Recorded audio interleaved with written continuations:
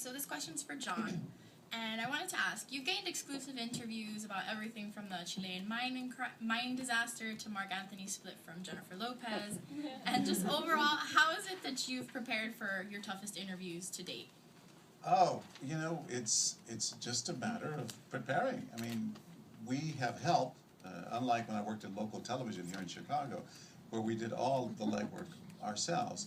At the network level, you do have a producer who gathers a lot of background information because the reporters are all over the place. And even now, when I'm doing What Would You Do, if I get an assignment to go to Ecuador, like I did recently, then I just don't have that much time to prepare myself. But of course, we're given reams of information that I try to go through and try to absorb. Oftentimes it's at the last minute. If it's a breaking story, we don't read it until we get on the plane. You just do your darndest to ask the questions that the viewing public would want to know, and to get as tough as you can with them. In Chile, the reason I got that interview was because I'm Hispanic, I think. There were 2,000 journalists waiting for the first miner to come out of the dark world that they've been in for 69 days. And everyone was competing for the first interview.